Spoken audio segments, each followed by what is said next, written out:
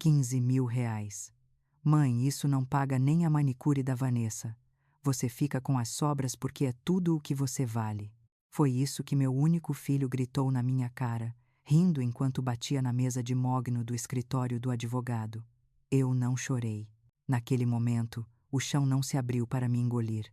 Mas eu senti como se uma faca gelada tivesse atravessado meu peito. Aquele homem de terno caro, comemorando a morte do próprio pai como se fosse um prêmio da loteria, não era o menino que eu embalei no colo. Ao lado dele, minha nora Vanessa sorria, aquele sorriso de quem acha que conquistou o mundo sem fazer esforço. Se você já sentiu na pele a ingratidão de quem você mais ajudou, se já foi tratada como invisível dentro da própria casa, deixe seu like agora mesmo. Inscreva-se no canal se você acredita que a dignidade vale mais que qualquer herança. Meu nome é Maria, tenho 67 anos, e naquele dia cinzento em São Paulo, eles acharam que eu era apenas uma viúva velha e indefesa. Eles acharam que tinham herdado um império de 160 milhões de reais, mas eles não sabiam do segredo que meu marido Antônio me deixou. Eles não sabiam que aquele testamento tinha uma segunda página e que o sorriso no rosto deles estava prestes a desaparecer para sempre. A chuva fina que caía sobre São Paulo naquela manhã de terça-feira parecia lavar a fuligem dos prédios, mas não conseguia limpar o peso que esmagava meu peito. Eu estava parada diante do caixão de mogno polido, onde jazia Antônio, o homem, com quem dividi 42 anos de lutas, fracassos e vitórias silenciosas. O cheiro das coroas de flores-lírios brancos e crisântemos impregnava o ar do salão nobre do cemitério do Morumbi, misturando-se ao perfume caro dos empresários que vieram prestar suas homenagens protocolares. Eles apertavam minha mão, murmuravam meus pêsames, Dona Maria, com vozes monocórdicas, e logo se afastavam para falar de negócios num canto discreto. Eu me sentia invisível, uma figura de preto encolhida na dor, mas meus olhos viam tudo. Antônio parecia dormir.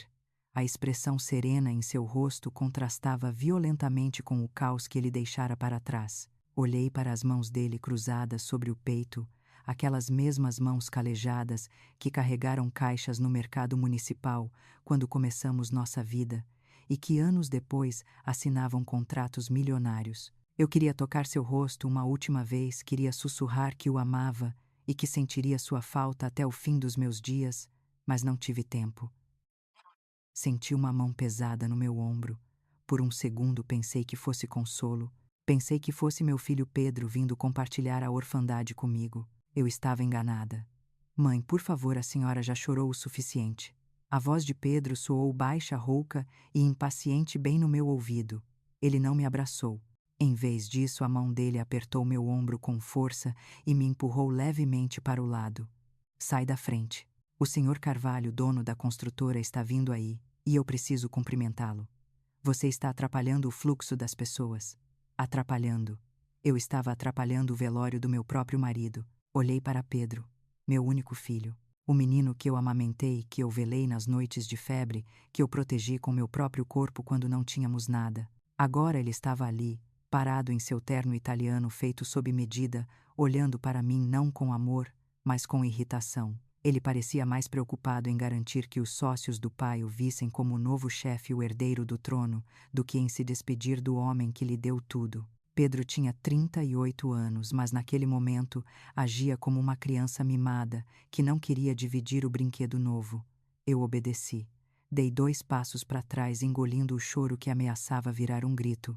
Encostei-me na parede fria do salão tentando me recompor. Foi então que a vi. Vanessa, minha nora, estava parada perto da entrada segurando uma taça de água com gás como se fosse champanhe. Ela não usava preto. Usava um vestido azul marinho muito justo, decotado demais para a ocasião, e saltos altíssimos que estalavam no piso de mármore a cada movimento. O cabelo loiro estava impecavelmente escovado, e as unhas longas pintadas de um vermelho sangue tamborilavam na lateral da bolsa de grife. Nossos olhares se cruzaram. Eu esperava ver tristeza, ou pelo menos respeito. Mas o que vi nos olhos de Vanessa me gelou o sangue. Ela sorriu. Foi um sorriso pequeno, quase imperceptível para os outros, mas claro como a luz do dia para mim. Era o sorriso de quem acabou de ganhar na loteria. O sorriso de quem sabe que o obstáculo final, o velho Antônio, finalmente saiu do caminho. Ela caminhou até mim não para me consolar, mas para marcar território. Dona Maria, a senhora devia ir para casa descansar. Ela disse com aquela voz melosa que ela usava quando queria parecer simpática na frente dos outros. Está com uma cara péssima. Deixa que a gente cuida de tudo por aqui.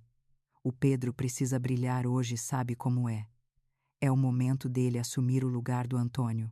O momento dele. Antônio ainda nem tinha sido enterrado, e eles já falavam em sucessão em assumirem brilhar. Eu olhei para Vanessa e pela primeira vez em muito tempo vi quem ela realmente era. Não era apenas a esposa fútil do meu filho, era uma predadora. Ela trabalhava no banco onde Antônio tinha as contas empresariais. Foi assim que ela conheceu Pedro. Ela sabia exatamente quanto valia cada centavo daquele império. Ela não casou com o Pedro, ela casou com o saldo bancário dele. E agora, com a morte de Antônio, ela achava que tinha finalmente colocado as mãos no cofre. Não vou para casa, Vanessa. Respondi minha voz saindo mais firme do que eu esperava. Vou ficar até o fim. Vou ver meu marido descer à sepultura. Ela deu de ombros como se minha presença fosse apenas um incômodo menor e irrelevante. Como quiser, mas tente não fazer cenas dramáticas.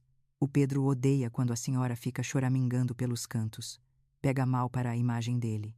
Ela se virou e foi para o lado de Pedro. Vi quando ela sussurrou algo no ouvido dele e ele assentiu rindo discretamente. Rindo. No velório do pai. Meu estômago revirou. Senti uma náusea física não pela morte, mas pela vida que continuava ali naquela sala cheia de hipocrisia. Eles achavam que eu era uma velha tola. Uma dona de casa que passou a vida cuidando de plantas e fazendo bolos enquanto o marido ganhava dinheiro. Eles achavam que eu não entendia de números de contratos de ambição. Eles não sabiam que eu era a sócia silenciosa de Antônio desde o primeiro dia. Eles não sabiam que foi o meu dinheiro guardado em latas de biscoito que salvou a primeira empresa da falência 30 anos atrás. O tempo passou arrastado. O cortejo até o túmulo foi uma procissão de guarda-chuvas pretos sob a garoa fina.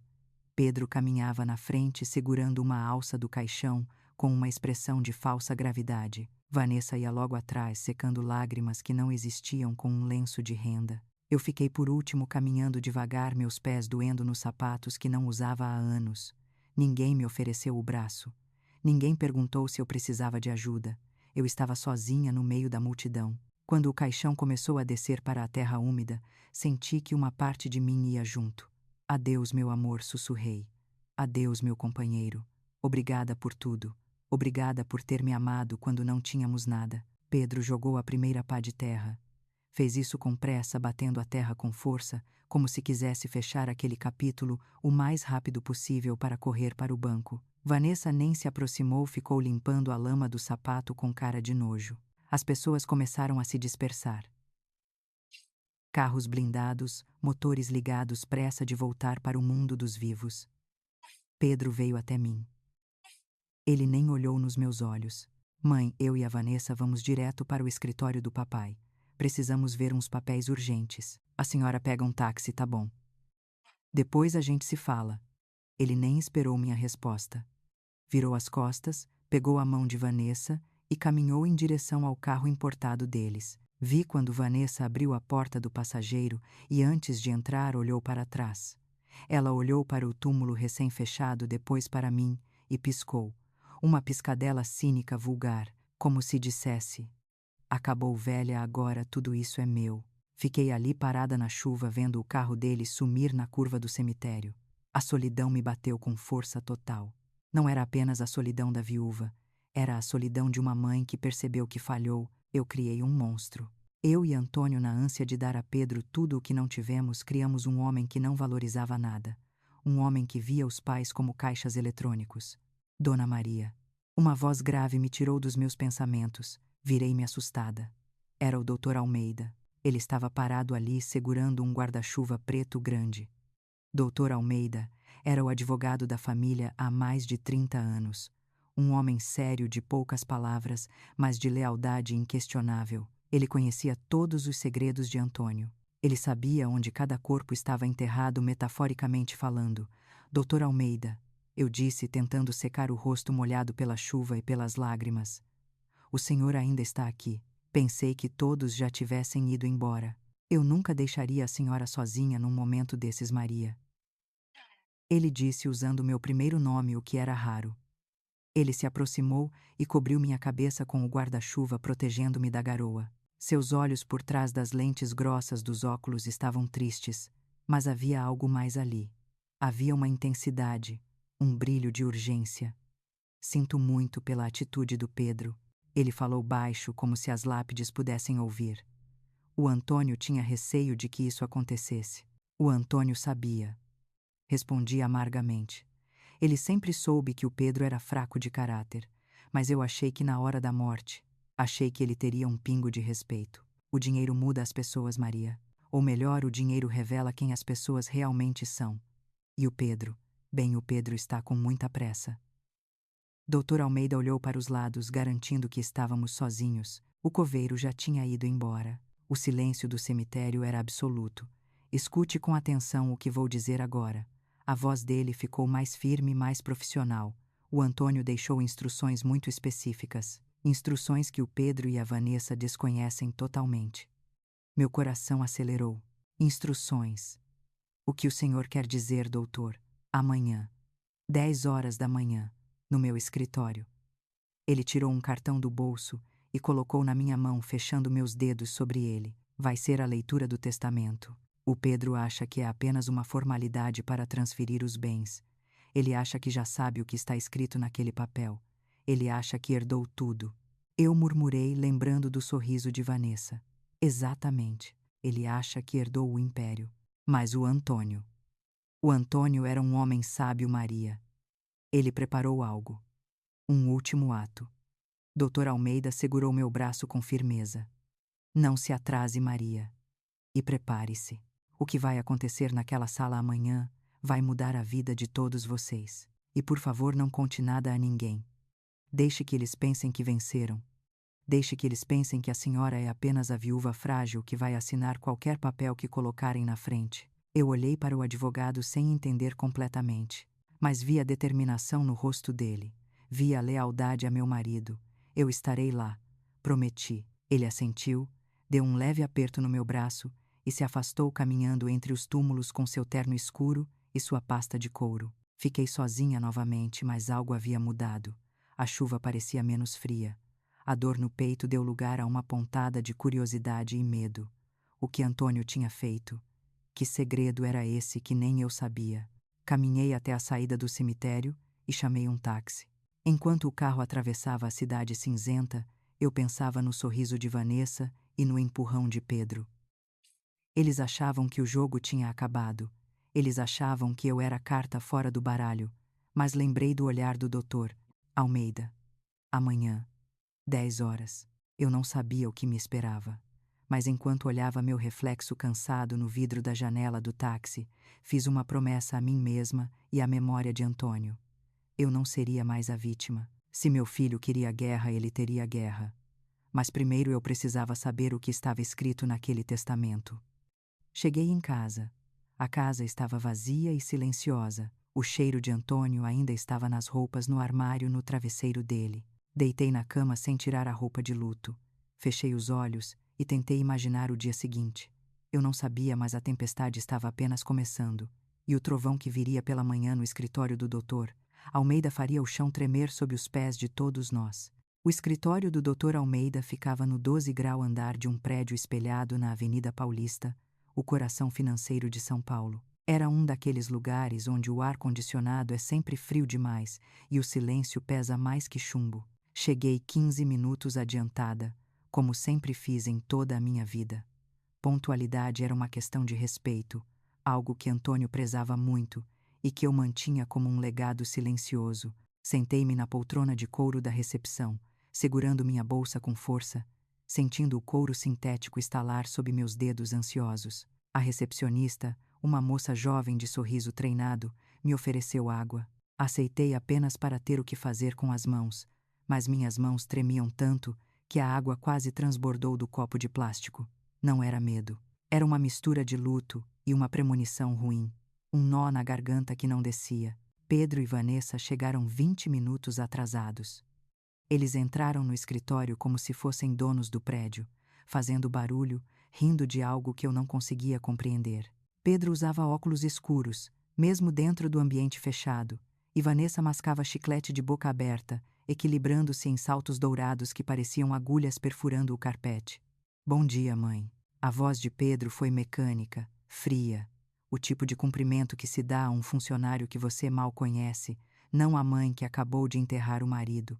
Não respondi. Apenas observei enquanto ele se jogava na cadeira ao meu lado, abrindo as pernas de um jeito espaçoso, invadindo meu espaço pessoal, como se o mundo fosse pequeno demais para o ego dele. Vanessa sentou-se do outro lado, cruzou as pernas e imediatamente sacou o celular, ignorando minha presença completamente. A luz da tela iluminava o rosto dela, destacando um sorriso de ganância que ela nem tentava esconder. Doutor Almeida nos chamou para a sala de reuniões. Ele carregava uma pasta de couro marrom, gasta pelo tempo, a mesma que Antônio usava para guardar os documentos mais importantes. O advogado sentou-se na cabeceira da mesa, ajeitou os óculos e olhou para Pedro com uma expressão indecifrável. Havia algo ali. Talvez pena, talvez desprezo. Vamos começar, disse Dr. Almeida, abrindo a pasta com movimentos lentos, cerimoniais. Este é o testamento do Sr. Antônio Carlos Ferreira, lavrado 3 meses antes de seu falecimento. 3 meses. Meu coração apertou. Antônio sabia. Ele sabia que ia partir e passou seus últimos dias organizando isso. Pedro tamborilava os dedos na mesa de vidro, um ritmo irritante e ansioso, como alguém que espera o sorteio da Mega Sena. Vanessa guardou o celular e se inclinou para a frente, seus olhos brilhando com a expectativa do dinheiro. Doutor Almeida limpou a garganta e começou a ler. A minha esposa, Maria de Lourdes, companheira de uma vida inteira, deixo a propriedade residencial onde vivemos, localizada no bairro da Muca, e a quantia líquida de R$ 15 mil reais, depositada em conta corrente. O tempo parou. 15 mil reais? A risada de Pedro explodiu na sala silenciosa como um tiro de canhão. Não foi uma risada de surpresa.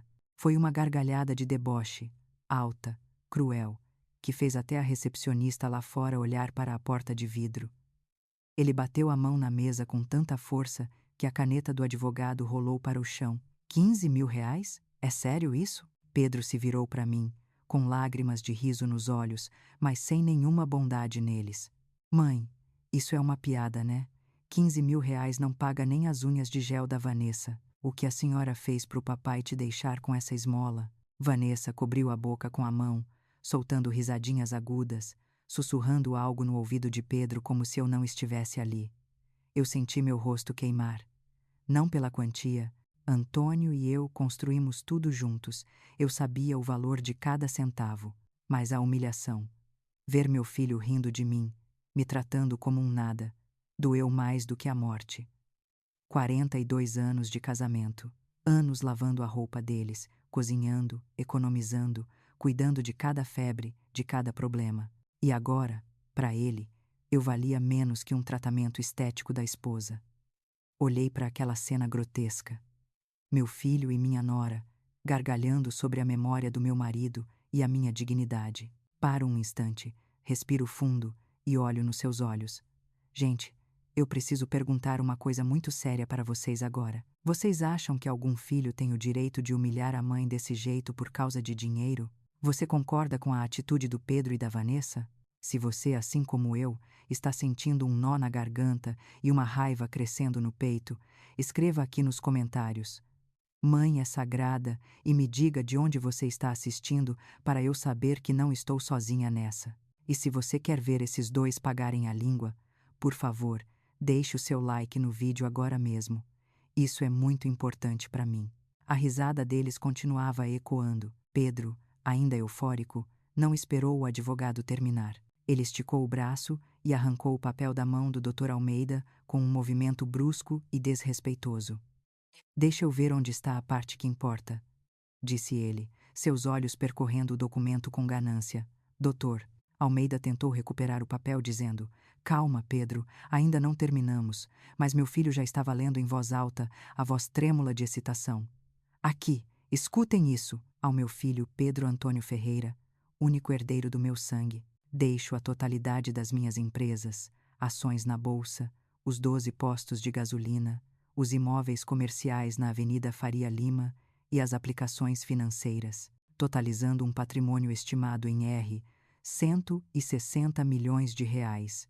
160 milhões. Vanessa deu um grito estridente, pulou da cadeira e se jogou no pescoço de Pedro, beijando o rosto dele como se ele fosse um troféu. 160 milhões, amor. A gente tá rico. Rico de verdade. Vanessa gritava, girando com ele no meio do escritório. Eu continuei sentada, as mãos cruzadas sobre o colo, imóvel como uma estátua de pedra. Eu olhava para eles, mas não via meu filho. Via um estranho. Um monstro que o dinheiro havia criado. Eles comemoravam a minha miséria e a fortuna deles na frente do advogado e na minha frente, sem um pingo de vergonha. Sabe o que isso significa, Pedro? Vanessa dizia, ofegante. A gente pode comprar aquela cobertura em Copacabana. A gente pode trocar meu carro agora. Eu quero aquela Mercedes conversível que vi na vitrine. Tudo o que você quiser, princesa. Tudo. Você vai ter tudo. Pedro respondeu, beijando-a, ignorando completamente que sua mãe estava ali, humilhada com uma herança de 15 mil reais. Dr. Almeida observava tudo em silêncio. Ele recolheu os papéis que Pedro tinha jogado sobre a mesa, organizou-os meticulosamente dentro da pasta e fechou o zíper devagar. Ele não tentou pará-los. Ele não disse que havia mais nada. Ele apenas esperou. Quando a euforia diminuiu um pouco, Pedro se virou para mim, ajeitando o paletó, agora com uma postura de magnata, de dono do mundo. Bom, mãe, acho que o papai sabia o que estava fazendo, né? Ele sabia que a senhora não ia saber administrar tanto dinheiro. 15 mil está ótimo para quem viveu a vida toda na cozinha. Ele deu um sorriso condescendente. E tem mais, sogrinha. Vanessa interveio, passando a mão no braço de Pedro. Aquele casarão na Moca é muito grande para a senhora sozinha. Dá muito trabalho, muita despesa. A gente estava pensando, com esse dinheiro que a senhora ganhou, mais a venda da casa, a senhora podia ir para um daqueles lares de repouso. Tem uns ótimos, com enfermeira, bingo, a senhora ia adorar. Eles queriam me colocar num asilo. Primeiro riram de mim, agora queriam me despejar da casa que eu construí com meu suor. Pedro olhou para o relógio, um Rolex que ele comprou parcelado e que agora poderia pagar à vista. Dr. Almeida, a gente precisa ir. Temos que comemorar. Quando assinamos a transferência dos bens? Em breve, Pedro, em breve.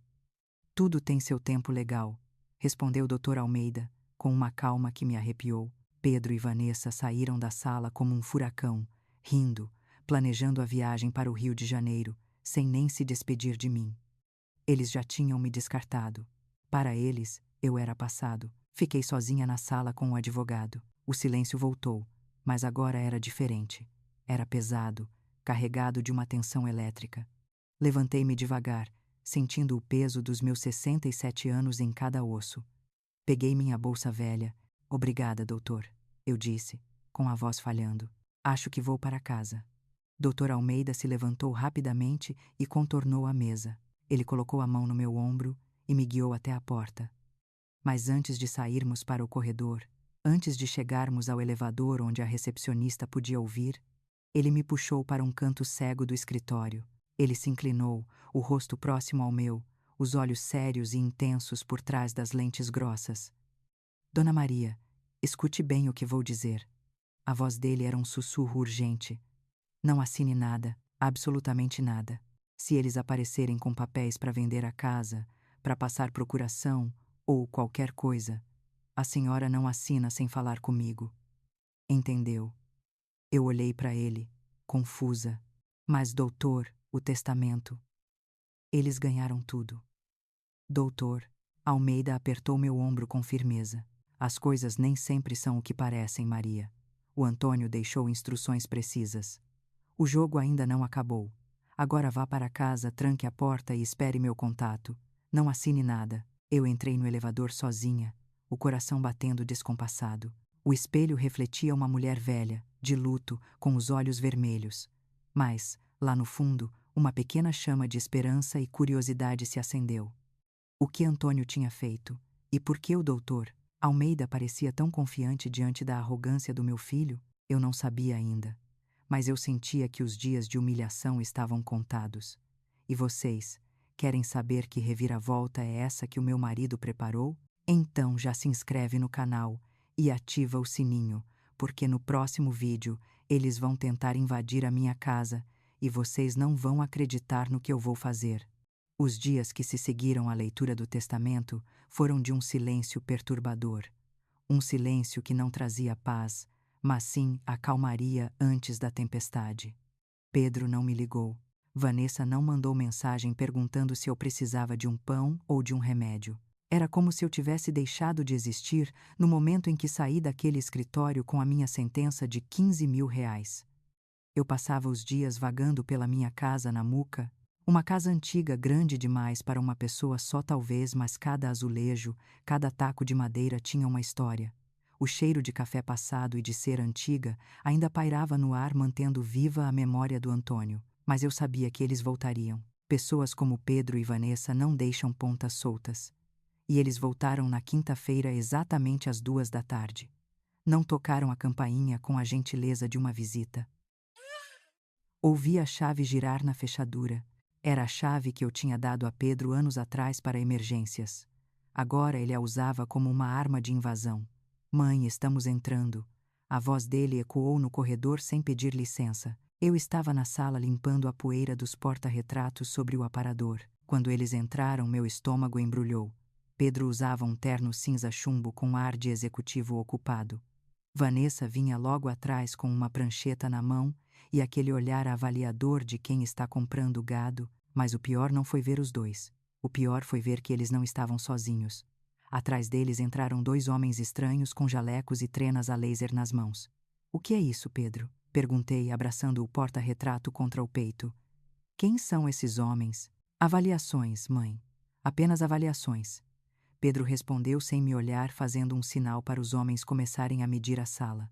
"Precisamos saber quanto vale o metro quadrado construído e o recheio da casa. O mercado imobiliário está aquecido, não podemos perder tempo." Vanessa se aproximou de mim. Ela não me cumprimentou. Apenas colocou uma pilha de folhetos coloridos sobre a mesinha de centro, em cima das minhas revistas de crochê. "Oi, Dona Maria. Olha, a gente trouxe a solução para os seus problemas." Ela disse com um sorriso que não chegava aos olhos. "O Pedro e eu estivemos pensando muito no seu bem-estar. Essa casa é velha, tem escadas, é perigosa para alguém da sua idade. Então a gente já selecionou uns lugares ótimos para a senhora."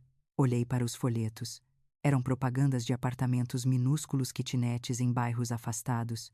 E o que mais me doeu, propagandas de casas de repouso. Algumas tinham nomes bonitos, como Solar do Outono ou Recanto da Paz, mas eu sabia o que eram. Eram depósitos de velhos. Lugares onde os filhos deixam os pais para morrerem longe dos olhos e da culpa. "Vocês querem me internar." Minha voz saiu num fio. "Vocês querem me tirar da minha casa para me colocar num asilo." "Não é asilo, mãe. É residência assistida." Pedro corrigiu com impaciência, enquanto observava um dos homens medir a janela. "Lá tem enfermeira, tem bingo, tem gente da sua idade. A senhora vai fazer amigos. Aqui a senhora só junta poeira. Além do que essa casa vale dinheiro.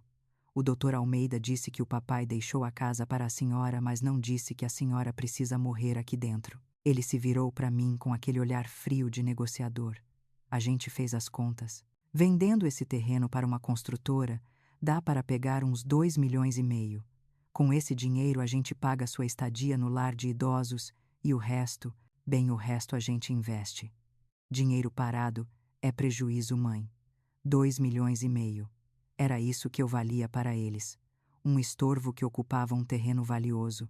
Eles queriam vender o teto que cobriu a cabeça deles a vida inteira para ter mais dinheiro para investir, como se os 160 milhões que eles achavam que tinham ganhado não fossem suficientes. A ganância é um poço sem fundo. Eu não vou sair daqui." Eu disse, tentando manter a firmeza. "Essa é minha casa. O Antônio construiu isso com as próprias mãos. Minhas memórias estão aqui." Vanessa soltou uma risada seca e começou a andar pela sala tocando nos meus objetos.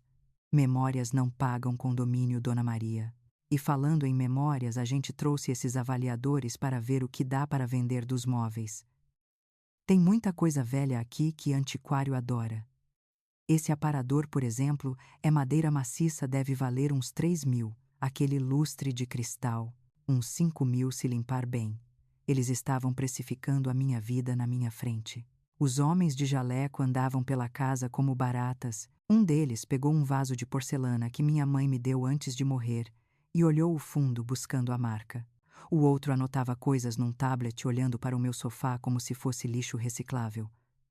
Pedro, por favor. Eu pedi sentindo as lágrimas queimarem. Mande eles pararem. Isso é desrespeito. Isso é negócio, mãe. Pedro retrucou. O papai deixou a empresa para mim e eu preciso de capital de giro. E a senhora com 15.000 reais na conta não vai conseguir manter esse casarão. A conta de luz, a água, o IPTU, a senhora vai falir em 6 meses. Estamos fazendo um favor. Vanessa caminhou até a estante onde ficavam as fotos de família. Ela pegou o porta-retrato prateado do meu casamento. Aquele onde eu e Antônio estávamos cortando o bolo sorrindo cheios de esperança. Ela segurou a foto com a ponta dos dedos com nojo da poeira imaginária. Olha isso, Pedro. Prata de lei, Vanessa disse virando o objeto na luz. Mas está tão escurecida. Acho que se derreter vale mais do que como peça. Ninguém mais usa porta-retrato de prata hoje em dia. É tão brega. Vou colocar na pilha de vendas. Ela fez menção de jogar a foto do meu casamento dentro de uma caixa de papelão que um dos homens tinha trazido. Nesse momento, algo dentro de mim estalou. Não foi o som de algo quebrando, foi o som de uma trava de segurança sendo solta. A submissão, o medo, a passividade de anos desapareceram num segundo. Tira a mão disso agora, gritei. Não foi um pedido. Foi uma ordem. Uma ordem vinda do fundo das minhas entranhas. Avancei sobre Vanessa e arranquei o porta-retrato da mão dela com tanta força que a unha postiça dela arranhou meu braço. Abracei a foto como se estivesse salvando meu marido de um incêndio. Saiam. Saiam todos daqui agora. A sala ficou em silêncio. Os avaliadores pararam e olharam para Pedro esperando instruções. Vanessa me olhou com os olhos arregalados de choque massageando a mão vazia. Pedro ficou vermelho, o rosto contorcido de raiva. Você ficou louca, mãe. Ele rosnou, dando um passo na minha direção, tentando me intimidar com sua altura. Você vai me obedecer. Eu sou o homem da família agora. O papai morreu e você não tem condições de decidir nada. Eu não sou sua funcionária, Pedro. E você não é homem coisa nenhuma. Um homem de verdade não tenta expulsar a mãe de casa para comprar carro importado. Saiam da minha casa. Eu não vou assinar nada. Não vou vender nada. E se esses homens tocarem em mais uma xícara, eu chamo a polícia. Vanessa recuperou a compostura e soltou seu veneno. Chamar a polícia. A senhora está delirando. Pedro olha para ela. Está senil. Totalmente desequilibrada. Gritando agarrada num porta-retrato velho. Amor, a gente não precisa da assinatura dela, se provar que ela não tem sanidade mental. Pedro me olhou e pela primeira vez vi algo perigoso nos olhos dele. Não era apenas ganância, era maldade. A Vanessa tem razão, ele disse a voz baixa e ameaçadora. Se você não colaborar por bem, mãe, a gente vai ter que fazer do jeito difícil. Eu posso pedir a sua interdição judicial. Posso alegar que você não está bem da cabeça pelo luto. O Dr. Almeida pode até ter lido o testamento, mas quem manda no dinheiro e nos advogados agora sou eu. Se você não assinar a venda da casa até o fim do mês, eu interno você à força numa clínica psiquiátrica, e aí você vai sair daqui de camisa de força. Eu tremi. A ameaça era real. Eles tinham dinheiro, tinham poder, tinham a juventude e a arrogância do lado deles. Eu era apenas uma velha sozinha. Vão embora, sussurrei. Apenas vão embora. Pedro fez um sinal para os avaliadores. Vamos, por hoje chega. Mas a gente volta, mãe. E na próxima vez eu trago os papéis da internação junto com os da venda. Pense bem. O asilo é melhor que o manicômio. Vanessa ajeitou o cabelo, olhou para mim com desprezo e disse: Aproveita seus últimos dias de rainha da sucata, Dona Maria. Eles saíram batendo a porta. O som ecoou pela casa vazia como um tiro. Fiquei ali parada no meio da sala abraçada à foto do meu casamento tremendo da cabeça aos pés. Olhei para a minha casa, agora violada pelas medidas e pelos olhares gananciosos deles. Senti medo, um medo profundo de que eles pudessem cumprir a ameaça, de que pudessem me trancar e me calar para sempre. Mas então lembrei do Dr. Almeida. Lembrei do aviso dele no corredor. Não assine nada. O jogo ainda não acabou. Corri para o telefone fixo com as mãos trêmulas. Disquei o número que eu sabia de cor. Doutor Almeida, sou eu. Eles vieram. Eles querem me interditar. Do outro lado da linha, a voz do advogado soou calma e firme como uma âncora no meio da tempestade. Respire, Maria. Eles morderam a isca. Fizeram exatamente o que o Antônio previu. Agora escute. Você tem uma vizinha, não tem? A dona Cida. Tenho. Ela mora ao lado. Chame-a agora. Conte tudo. Precisamos de testemunhas. E prepare-se, Maria. A guerra começou, mas eles não sabem que estão pisando em campo minado. Desliguei o telefone, enxuguei as lágrimas. Olhei para a foto de Antônio e prometi. Eles não vão levar a nossa casa. Eles não vão me levar. Fui até a janela e vi que a luz estava acesa na casa da Cida. Era hora de buscar aliados. A poeira levantada pelos pneus da caminhonete de Pedro ainda pairava no ar quando a campainha tocou novamente. Meu coração saltou no peito. Será que eles tinham voltado para terminar o serviço? Para me arrastar à força para algum lugar? Espiei pela fresta da cortina com as mãos suando frio. Não era Pedro. Era Dona Cida, minha vizinha de muro há 20 anos. Cida era uma daquelas mulheres que pareciam feitas de aço. Viúva como eu, ela havia criado 3 filhas sozinhas e trabalhado como advogada trabalhista até se aposentar. Ela segurava uma travessa coberta com um pano de prato bordado e tinha aquela expressão de quem viu tudo e não gostou nada do que viu. Abri a porta e antes que eu pudesse dizer qualquer coisa ela entrou. Eu vi aqueles 2 saindo daqui com cara de quem roubou a igreja. Ela disse colocando a travessa sobre a mesa da cozinha. Bolo de fubá quentinho. Achei que você ia precisar de açúcar e de uma boa conversa. Desabei na cadeira e as lágrimas que eu estava segurando desde a ameaça de Pedro finalmente transbordaram. Contei tudo para Cida. Contei sobre a humilhação no escritório, a oferta do quartinho de ferramentas, a ameaça de interdição por insanidade. Contei que meu próprio filho queria me declarar louca para ficar com a casa que ajudei a construir. Cida ouviu em silêncio, cortando fatias generosas de bolo que nenhuma de nós comeu. Quando terminei, ela tirou os óculos, limpou as lentes na blusa, um tique nervoso que ela tinha quando estava pensando, e bateu a mão na mesa. Isso não faz sentido, Maria. Ela disse a voz firme de quem já defendeu muitas causas perdidas. O Antônio era um homem de caráter. Ele te amava mais do que amava aquele dinheiro todo. Eu via como ele olhava para você quando vocês cuidavam do jardim. Um homem desses não deixa a mulher de 42 anos de casamento com uma esmola de 15.000 reais e à mercê de um filho ambicioso. Mas foi o que o testamento disse Cida. Eu estava lá. O doutor Almeida leu. Ele leu tudo. Cida me encarou. Ou leu o que precisava ser lido naquele momento. Como assim? Maria, na advocacia a gente aprende que o que não é dito é tão importante quanto o que é dito. O doutor Almeida é uma raposa velha. Ele não ia deixar o Pedro te ameaçar desse jeito se não tivesse uma carta na manga. E tem outra coisa. Essa pressa toda do Pedro e daquela mulherzinha, isso cheira a medo. Medo. Eles têm a faca e o queijo na mão. Será? Cida pegou meu telefone celular que estava sobre a mesa. Vamos tirar isso a limpo agora. Liga para o Dr. Almeida. Diga que você precisa vê-lo urgente e que vai levar uma advogada de confiança junto. Hesitei por um segundo, mas o olhar de Cida me deu coragem. Disquei o número. Dr. Almeida atendeu no primeiro toque como se estivesse esperando minha ligação. Doutor, sou eu. A Cida está aqui comigo. Ela disse que precisamos conversar. Venham para o escritório agora, Maria. Entre pelos fundos. O prédio está vazio. Eu estava esperando você me ligar.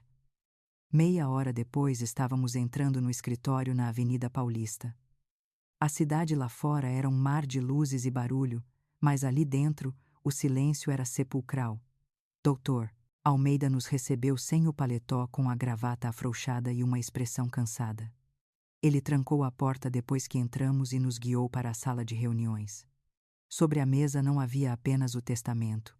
Havia pilhas de documentos, extratos bancários e fotos. Sente-se, Maria. Droicida, é um prazer revê-la. Dr. Almeida cumprimentou minha vizinha com respeito profissional. Vamos direto ao ponto, Almeida, Cida disse cruzando os braços. A Maria está sendo ameaçada de interdição pelo próprio filho. Se o Antônio deixou alguma proteção para ela, a hora de usar é agora. Dr. Almeida suspirou e se sentou. Ele olhou para mim com uma tristeza profunda nos olhos. O Antônio sabia, Maria. Ele sabia de tudo antes de morrer. Sabia do quê? Perguntei, sentindo um frio na espinha. 3 meses atrás, o Antônio descobriu um rombo nas contas da empresa. Um desvio sistemático que vinha acontecendo há 2 anos. Ele contratou uma auditoria externa em segredo. E quem estava roubando? Embora eu já suspeitasse da resposta, meu coração se recusava a acreditar. O Pedro. Doutor. Almeida empurrou uma pilha de extratos na minha direção. Seu filho desviou 8 milhões de reais da empresa do pai. 8 milhões, Maria. Ele usou o dinheiro para bancar viagens, carros de luxo e as exigências da Vanessa. O Antônio descobriu tudo. Ele confrontou o Pedro. Lembrei-me de um dia, meses atrás, em que Antônio chegou em casa pálido e se trancou no escritório sem jantar. Ele me disse que era apenas cansaço. O Pedro negou. Dr. Almeida continuou. Ele chorou, pediu perdão, disse que ia devolver. O Antônio, como pai, quis acreditar. Mas então, ele descobriu outra coisa. Ele descobriu que a Vanessa já tinha consultado advogados sobre como garantir a herança caso o Antônio morresse logo. Eles estavam esperando a morte dele, Maria. Estavam contando os dias. Cobri a boca com a mão, sufocando um soluço. Meu marido morreu sabendo que o filho o traiu. O Antônio ficou devastado. Ele queria ir à polícia, mas não conseguiu denunciar o próprio filho. Então ele fez a única coisa que podia para te proteger e para dar uma última lição ao Pedro. Ele criou um testamento com uma cláusula suspensiva. O que é isso? Perguntei. É um teste. Dr. Almeida pegou o documento original do testamento. Ele virou a página. Havia uma segunda folha que Pedro não tinha visto. Uma folha grampeada atrás da primeira. A cláusula diz o seguinte. Dr. Almeida começou a ler. Caso meu filho Pedro Antônio Ferreira demonstre comportamento indigno, desrespeitoso ou cruel para com minha esposa Maria de Lourdes, no prazo de 30 dias, após meu falecimento, a partilha de bens será anulada. Nesse cenário, a totalidade do patrimônio avaliado em 160 milhões de reais passará integralmente para Maria de Lourdes. Ao meu filho Pedro restará a quantia de 15 mil reais, a mesma que ele julgou ser suficiente para o sustento de sua mãe. O silêncio na sala foi absoluto. Olhei para Cida. Ela estava de boca aberta. Meu Deus, Cida sussurrou. O Antônio foi genial. Ele inverteu o jogo. Os 15 mil reais que deixei para você na primeira leitura foi uma isca, Maria. Dr. Almeida explicou. O Antônio queria ver se o Pedro cuidaria de você mesmo, achando que você não tinha dinheiro.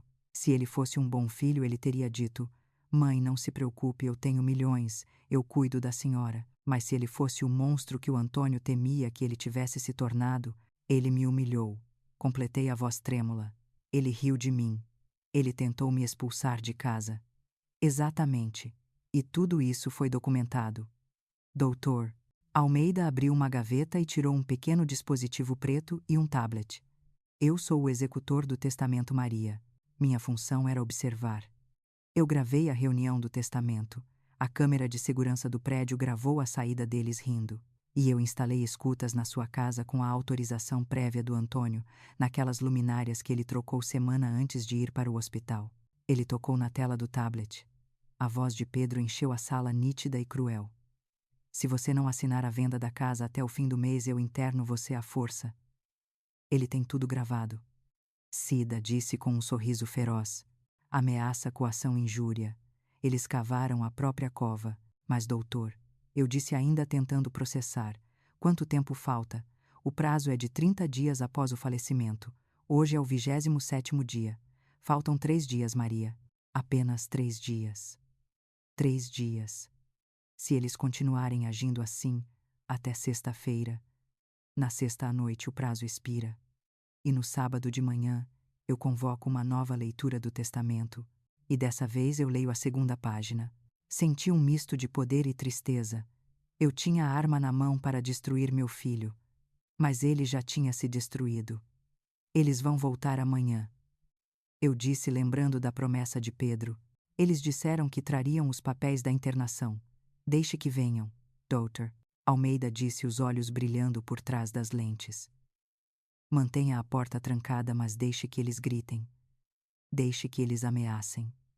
Quanto mais eles fizerem, mais provas teremos. Você só precisa aguentar mais 72 horas. A senhora consegue. Olhei para Cida. Ela segurou minha mão. Nós conseguimos. Eu não vou sair do seu lado, Maria. Vou dormir na sua casa esses 3 dias. Se aquele moleque tentar arrombar a porta, vai ter que passar por mim. Olhei para o Dr. Almeida. Pensei em Antônio, em como ele planejou tudo isso em meio à dor da doença, só para garantir que eu não ficasse desamparada. Ele me amou até o último suspiro, e agora eu precisava honrar esse amor. Eu precisava ser forte, não por vingança, mas por justiça. Eu consigo, eu disse enxugando as lágrimas. Vamos esperar. Voltamos para casa no carro de Cida. A noite estava escura, mas pela primeira vez em semanas eu não via apenas sombras. Eu via um caminho. Faltavam 3 dias. 3 dias para o fim da humilhação. 3 dias para a verdade vir à tona. E quando eles chegassem com seus advogados e suas ameaças, encontrariam uma Maria muito diferente daquela que chorou no cemitério. Eles encontrariam a dona de tudo. Os 3 dias seguintes se arrastaram como uma eternidade dolorosa. O prazo de 30 dias estipulado no testamento secreto de Antônio estava chegando ao fim, e Pedro parecia sentir o cheiro do dinheiro se aproximando, ou talvez fosse o cheiro do desespero dele mesmo. A Cida cumpriu a promessa e não saiu do meu lado. Ela dormiu no quarto de hóspedes e durante o dia ficávamos na sala como 2 sentinelas esperando o ataque inimigo. No 28º dia, o ataque veio pelo telefone. O aparelho fixo e o meu celular não pararam de tocar 1 minuto sequer. Era uma guerra psicológica. Pedro ligava a cada meia hora. Às vezes ele usava um tom de voz calmo, fingindo preocupação. Mãe, a senhora está bem. Já pensou na proposta? Vamos resolver isso logo. Mas quando eu desligava ou não respondia como ele queria, as mensagens de texto vinham carregadas de veneno. Você é egoísta. O pai teria vergonha de você. Você quer me ver falido. Falido. Aquela palavra me chamou a atenção. Por que ele estaria falido se acabara de herdar o comando da empresa? A Cida tinha razão. Havia algo podre no reino de Pedro e Vanessa, e o medo deles era o meu combustível. No 29º dia, Vanessa apareceu. Ela veio sozinha dessa vez, dirigindo o carro importado que Pedro tinha comprado para ela 2 meses antes com o dinheiro desviado da empresa. Eu agora sabia. Ela não entrou gritando. Entrou com aquele sorriso falso de vendedora e uma pasta cheia de papéis coloridos. Dona Maria trouxe ótimas notícias. Ela disse, espalhando folhetos brilhantes sobre a mesa de centro, ignorando completamente a presença carrancuda da Cida no canto da sala. Encontrei o lugar perfeito para a senhora. Chama-se Residencial Sol Poente. Olha as fotos. Tem jardim, tem sala de TV e o melhor de tudo é muito barato. Assim sobra mais dinheiro para a senhora aproveitar a vida. O pouco que resta dela. Peguei um dos folhetos. As fotos eram genéricas, baixadas da internet. O lugar parecia limpo na foto, mas o endereço era numa região industrial afastada e perigosa. Eu sabia o que era aquilo. Era um depósito de gente. Um lugar onde a dignidade ia para morrer. Eu não vou para lugar nenhum, Vanessa. Eu disse, devolvendo o folheto. A máscara dela caiu instantaneamente. O sorriso desapareceu, dando lugar a uma expressão de puro ódio. Escuta aqui, sua velha teimosa. Ela sibilou, inclinando-se para a frente. Você acha que tem escolha? Você não tem. Essa casa vale dinheiro e nós precisamos desse dinheiro agora. Se você acha que o Pedro vai cuidar de você aqui, pode tirar o cavalinho da chuva. Ela olhou ao redor da sala com nojo. Sabe o que vai acontecer se você insistir em ficar? Um dia você vai escorregar nesse piso velho, vai quebrar o quadril e vai ficar aí caída gritando de dor e ninguém vai ouvir. Você vai apodrecer aqui sozinha, Dona Maria. Vai morrer na sua própria sujeira e a gente só vai descobrir quando o cheiro chegar na rua. É isso que você quer. Cida se levantou pronta para intervir, mas eu segurei o braço dela. Eu precisava que Vanessa falasse. Eu precisava que a câmera escondida na estante registrasse cada palavra daquela crueldade. É isso que você deseja para a mãe do seu marido? Perguntei, mantendo a voz trêmula de propósito. Eu desejo que você suma. Vanessa respondeu pegando a bolsa. Você é um peso morto, o Antônio morreu, e você devia ter ido junto para não atrapalhar a vida de quem ainda tem futuro. Assine a venda da casa até amanhã, ou eu juro que faço da sua vida um inferno muito pior do que esse. Ela saiu batendo a porta. Cida estava tremendo de raiva. Eu devia ter dado na cara dela, Maria. Como ela ousa, deixa Cida. Eu disse, sentindo uma calma fria me invadir. Ela acabou de assinar a própria sentença. O Dr. Almeida vai adorar ouvir isso. E então chegou o 30º dia. O último dia. O dia final do teste. A sexta-feira amanheceu cinzenta e pesada. Eu sabia que Pedro viria. Era o tudo ou nada para ele. Ele precisava da minha assinatura na procuração para vender a casa e cobrir os roubos que tinha feito antes que a auditoria oficial do inventário começasse. Ele chegou às 5 da tarde. Não bateu. Chutou a porta com tanta força que a madeira estalou. Entrou na sala como um furacão, os olhos injetados de sangue, a gravata torta cheirando a uísque barato e suor frio. Cadê a caneta? Ele gritou, jogando uma pasta de documentos em cima da mesa de jantar. Assina logo essa porcaria, mãe. Acabou a paciência. Eu estava sentada na minha poltrona habitual. Cida estava na cozinha com o celular na mão pronta para chamar a polícia se necessário, mas eu tinha pedido para ela esperar. Eu precisava enfrentar meu filho uma última vez. Eu não vou assinar, Pedro. Eu disse olhando nos olhos dele. Essa casa é minha. Seu pai deixou para mim. Meu pai está morto. Ele berrou batendo as mãos na mesa. E ele era um idiota por ter deixado isso para você. O que você entende de dinheiro? O que você entende de negócios? Você não passa de uma empregada de luxo que ele mantinha dentro de casa. Empregada de luxo. Aquelas palavras doeram mais do que um tapa. Foram 42 anos cuidando dele, limpando a sujeira dele, amando-o incondicionalmente. E era assim que ele me via. Assina. Ele avançou na minha direção, tirando um cinto da calça. A ameaça física era real agora. Se você não assinar por bem, vai assinar por mal. Eu vou te amarrar nessa cadeira se for preciso. Eu vou pegar a sua mão e forçar a assinatura. Você não vai estragar o meu futuro, sua velha inútil. Ele estava a 1 metro de mim. Eu podia ver o suor escorrendo pela testa dele. Podia ver a loucura, a ganância que tinha devorado a alma do meu menino. Naquele momento, o medo sumiu. Olhei para a luz vermelha minúscula da câmera escondida entre os livros. Estava tudo registrado. O teste tinha acabado. Ele tinha falhado miseravelmente. Levantei-me devagar. Peguei o documento que ele tinha jogado na mesa. Era uma procuração de plenos poderes. Dava a ele o direito de vender tudo o que eu tinha. Você quer isso, Pedro? Perguntei, segurando o papel. Quero. Assina. Sorri. Um sorriso triste, mas cheio de poder. Rasguei o papel ao meio, depois em 4 pedaços, depois em 8. Joguei os pedaços no chão aos pés dele. Nunca, eu disse a voz firme ecoando pela sala. Eu nunca vou assinar, e você nunca mais vai levantar a voz para mim. Pedro ficou paralisado olhando para os papéis rasgados, como se não acreditasse no que via. Ele levantou a mão para mim, o rosto contorcido de fúria. Sua. Vá embora. Gritei apontando para a porta. Saia da minha casa agora antes que eu chame a polícia. A Cida já está com o dedo no discador. Você quer ser preso por agredir sua mãe. Quer que os sócios do papai vejam isso no jornal. A menção à polícia e à imprensa pareceu acordá-lo do transe de raiva. Ele abaixou a mão, respirando ofegante. Ele olhou para mim e pela primeira vez viu que a mãe submissa tinha morrido junto com o pai. Você vai se arrepender, Maria. Ele disse, cuspindo as palavras. Você vai morrer sozinha nessa casa maldita. E saiu. Bateu a porta com tanta força que um quadro caiu da parede. O vidro se quebrou, espalhando cacos pelo chão. Fiquei ali parada no silêncio que se seguiu, ouvindo o motor do carro dele se afastando. Cida saiu da cozinha e me abraçou. Nós duas choramos. Não de medo, mas de alívio. Tinha acabado.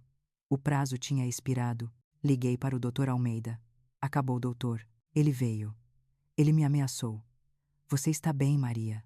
A voz do advogado estava tensa. Estou. Tenho tudo gravado. Ele rasgou a própria sorte. Descanse, Maria. Amanhã, às 9 horas, convoquei os dois para o escritório. Disse a eles que você concordou em assinar a venda da casa. Eles vão cair na armadilha. Amanhã a justiça será feita. Deitei na cama naquela noite exausta, mas estranhamente em paz. Pedro tinha feito a escolha dele, ele escolheu o dinheiro em vez da mãe. Amanhã ele descobriria que, ao fazer essa escolha, ele tinha perdido os dois. O dia 31 amanheceu com um céu azul límpido, um contraste perfeito com a tempestade que estava prestes a desabar dentro do escritório do Dr. Almeida. Dessa vez, eu não vesti preto, escolhi um vestido azul marinho, elegante e sóbrio, o mesmo que usei no dia em que Antônio inaugurou sua primeira grande empresa. Prendi o cabelo, passei um batom discreto e olhei-me no espelho. A mulher que me encarava de volta não era mais a viúva frágil e chorosa. Era a dona de um império. Era a mãe que precisava educar seu filho, mesmo que a lição fosse a mais dolorosa de todas. Cheguei ao escritório pontualmente às 9. Doutor Almeida já estava lá, impecável, com uma expressão de jogador de xadrez prestes a dar o xeque-mate. Dona Cida estava ao meu lado, segurando minha mão, firme como uma rocha. Eles chegaram 5 minutos depois. Pedro e Vanessa entraram na sala rindo. Vanessa carregava sacolas de grife, provavelmente compradas no crédito, confiando no dinheiro da venda da minha casa, que ela achava que aconteceria hoje. Pedro parecia aliviado, a arrogância de volta ao rosto, acreditando que tinha me dobrado, que tinha vencido a batalha pelo cansaço. Finalmente, mãe, Pedro disse, jogando-se na cadeira de couro. Achei que a senhora ia desistir e me obrigar a trazer a polícia. Que bom que a senhora recuperou o juízo. Assinar esses papéis é o melhor para todos nós. Vanessa colocou as sacolas no chão e cruzou as pernas, olhando para mim com superioridade. É isso aí, Dona Maria. Sem ressentimentos, tá? A gente vai achar um asilo bem bonitinho para a senhora. Já até separei uns folhetos daquele lá na zona industrial. É bem arejado. Eu não respondi. Apenas me sentei na cabeceira da mesa, ao lado do doutor Almeida. O silêncio na sala mudou de textura. Pedro percebeu que não havia papéis de venda de imóvel sobre a mesa. Não havia canetas para assinar a transferência. Cadê a papelada, doutor? Pedro perguntou, franzindo a testa. Eu tenho pressa. Tenho um almoço de negócios. Você não tem negócios, Pedro, Dr. Almeida disse calmamente. E não vamos assinar a venda da casa hoje. Como não? Vanessa gritou. Ela concordou. A gente tem um acordo. Não temos acordo nenhum. Doutor. Almeida pegou um controle remoto preto que estava sobre a mesa. Temos um veredito. Ele apontou o controle para a grande televisão de tela plana na parede oposta. A tela ganhou vida. A imagem estava nítida. O som, cristalino. Era a sala da minha casa, ontem à tarde. Na tela, Pedro apareceu gritando, o rosto vermelho de fúria, segurando o cinto na mão. Se você não assinar por bem, vai assinar por mal. Eu vou te amarrar nessa cadeira. A voz dele ecoou pelo escritório, grotesca e violenta. Depois a imagem mudou para Vanessa dias antes, dizendo com nojo: Você vai apodrecer aqui sozinha, Dona Maria. Vai morrer na sua própria sujeira. Pedro ficou branco como cera. Vanessa cobriu a boca com as mãos, os olhos arregalados de terror. O vídeo continuou, mostrando cada insulto, cada ameaça, cada momento em que eles me trataram como lixo. Isso é ilegal. Pedro gaguejou, levantando-se. Vocês não podiam me gravar. Podíamos e fizemos. Doutor, Almeida desligou a TV. A casa estava sob vigilância autorizada pelo proprietário, seu pai, antes de morrer. E eu sou o executor do testamento. Minha função era monitorar o cumprimento de uma cláusula muito específica. Que cláusula? Vanessa perguntou, a voz trêmula. Dr. Almeida abriu a pasta de couro e tirou o testamento original. Ele virou a página lentamente, revelando a folha que eles nunca tinham visto. O Antônio sabia que vocês poderiam ser gananciosos. Ele conhecia o filho que tinha e a nora que arranjou. Então, ele criou um teste. Um período de 30 dias. Ele começou a ler a cláusula em voz alta, cada palavra pesando 1 tonelada. Se meu filho Pedro demonstrar amor, cuidado e respeito por sua mãe, a herança será dividida igualmente. Mas, se ele demonstrar ganância, desrespeito ou crueldade, O advogado fez uma pausa dramática, olhando nos olhos de Pedro. Ele será deserdado da fortuna principal. Deserdado? Pedro caiu na cadeira, as pernas falhando. O Antônio deixou 160 milhões de reais, Pedro. Doutor Almeida disse. 160 milhões em ações, imóveis e investimentos. Se você tivesse sido um bom filho, 80 milhões seriam seus hoje. Mas você falhou miseravelmente. E agora? Vanessa perguntou, a ganância lutando contra o pânico. Para quem vai o dinheiro? Para a única pessoa que esteve ao lado dele de verdade. Doutor Almeida apontou para mim. A senhora Maria de Lourdes é a única herdeira universal de todo o patrimônio. 160 milhões de reais. E eu? Pedro perguntou, a voz sumindo. O que sobrou para mim? Doutor. Almeida deslizou um envelope fino pela mesa até parar na frente de Pedro. O Antônio foi justo. Ele deixou para você exatamente a quantia que você achou que era suficiente para a sua mãe viver o resto da vida. Pedro abriu o envelope com as mãos trêmulas. Dentro havia um cheque. 15 mil reais. 15 mil reais! Pedro gritou, jogando o cheque na mesa. Isso é uma esmola. Isso não paga nem as minhas dívidas de jogo. Eu devo milhões. Ah, nós sabemos das dívidas. Doutor, Almeida sorriu friamente. E sabemos dos 8 milhões que você desviou da empresa. A auditoria terminou ontem, Pedro. Você não só perdeu a herança, como vai responder criminalmente por desvio de fundos se a sua mãe decidir processar. E adivinhe, agora ela é a dona da empresa.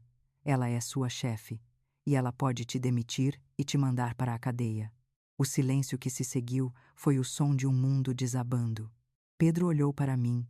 Os olhos dele estavam cheios de lágrimas. Mas não era arrependimento. Era medo. Puro medo. Mãe. Ele se jogou no chão, de joelhos, arrastando-se até os meus pés. Mãe, pelo amor de Deus, eu sou seu filho, seu Pedrinho. A senhora não pode fazer isso comigo. Eu estava nervoso, eu estava sob pressão. A Vanessa. A Vanessa me influenciou. Ele apontou para a esposa, jogando-a aos leões para tentar se salvar. Vanessa gritou, levantando-se. Você que é um fracassado. Você me disse que era rico. Você me disse que a velha ia morrer logo. Eu casei com você por causa desse dinheiro, seu idiota. A máscara caiu completamente. Vanessa não estava mais fingindo. Ela olhava para Pedro com nojo. Olhei para o meu filho, ajoelhado, chorando, agarrado à barra do meu vestido. O mesmo filho que 2 dias atrás ameaçou me amarrar. Levanta, Pedro. Minha voz saiu calma, mas fria como o mármore. Mãe, me perdoa. Me dá uma chance. Eu mudo. Eu juro que mudo. Não. Eu disse. Você não muda. Você só está arrependido porque perdeu o dinheiro. Se o teste fosse hoje e eu não tivesse nada, você ainda estaria me mandando para o asilo. Puxei meu vestido das mãos dele e me afastei. 15 mil reais, Pedro, eu disse, olhando-o de cima. Use esse dinheiro com sabedoria. É o preço da sua lição. É a mensalidade do curso que a vida vai te dar agora. Como virar um homem de verdade. Porque até hoje, você foi apenas um parasita. Mãe, acabou. Eu virei as costas para ele. Doutor Almeida, por favor, providencie a demissão dele da empresa por justa causa. E quanto aos 8 milhões desviados, vamos deixar a polícia resolver.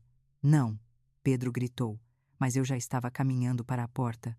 Vanessa tentou correr atrás de mim. Dona Maria, espera. Eu posso explicar. Eu sempre gostei da senhora. Eu posso ser uma boa companhia. Eu posso ajudar a administrar o dinheiro. Parei e olhei para ela. Vanessa, você disse que eu ia morrer na minha própria sujeira. Lembra? Pois bem. A única sujeira que vejo aqui são vocês dois. Saia da minha frente antes que eu mande cancelar seus cartões de crédito agora mesmo. Ah, espere. Eu já mandei. Vanessa parou, branca como um fantasma. Saí do escritório com Dona Cida e Dr. Almeida. Atrás de mim, ouvi os gritos de Pedro e Vanessa, brigando, se acusando, o som do desespero de quem apostou a alma e perdeu tudo. Entrei no elevador e pela primeira vez desde que Antônio morreu, senti que podia respirar. O peso tinha sumido. Eu não era mais a viúva coitada. Eu era Maria. E eu tinha vencido. Dizem que o dinheiro não traz felicidade, mas a falta dele certamente revela o caráter de quem está ao seu lado. Não demorou nem 24 horas para que a profecia do Dr. Almeida se cumprisse. O império de papel que Pedro e Vanessa haviam construído em suas cabeças desmoronou mais rápido do que um castelo de cartas na ventania. Eu não presenciei a cena, mas Dona Cida, com sua rede de informantes infalível, me contou os detalhes depois. Naquela mesma tarde, enquanto eu voltava para casa sentindo o ar fresco da liberdade pela primeira vez em anos, o apartamento de luxo onde meu filho morava virou um campo de batalha.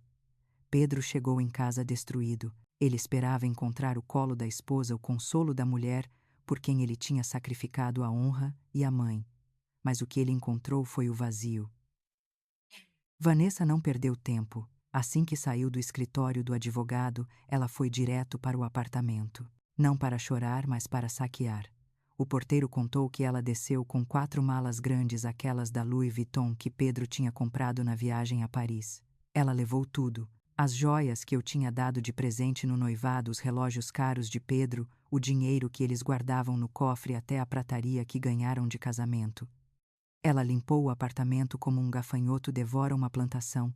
Quando Pedro entrou chamando por ela, encontrou apenas os cabides vazios no closet e um bilhete colado no espelho do banheiro escrito com batom vermelho. O bilhete dizia apenas 5 palavras cruéis e definitivas: sem dinheiro, sem amor, adeus. Ela não deixou endereço, não deixou telefone. Bloqueou Pedro em todas as redes sociais. No dia seguinte, o advogado dela protocolou o pedido de divórcio litigioso, exigindo pensão, embora não houvesse mais de onde tirar. Vanessa era uma sobrevivente do tipo mais parasita, e quando o hospedeiro seca, ela busca outro sangue. Para Pedro, o fundo do poço tinha um porão. Na manhã seguinte, ele tentou ir para a empresa, a construtora que o pai dele ergueu com tanto suor. Ele achou que ainda podia mandar, que ainda podia sentar na cadeira da presidência e dar ordens, mas eu já tinha tomado minhas providências. Quando ele tentou passar o crachá na catraca, a luz vermelha piscou e a barreira não abriu. O chefe da segurança, um homem antigo, que viu Pedro crescer e que sabia exatamente o tipo de pessoa que ele tinha se tornado, aproximou-se com 2 guardas. Sinto muito, Sr. Pedro. A ordem veio da diretoria. O senhor está proibido de entrar. Pedro tentou gritar, tentou fazer cena. Disse que era o filho do dono, que aquilo era um absurdo. Mas então, o doutor Almeida apareceu no saguão, segurando uma caixa de papelão com os pertences pessoais que estavam na mesa de Pedro. Um porta-retrato quebrado, uma caneca suja e alguns papéis sem importância. Aqui estão suas coisas, o advogado disse, entregando a caixa. A proprietária majoritária, a senhora Maria de Lourdes, dispensou seus serviços por justa causa.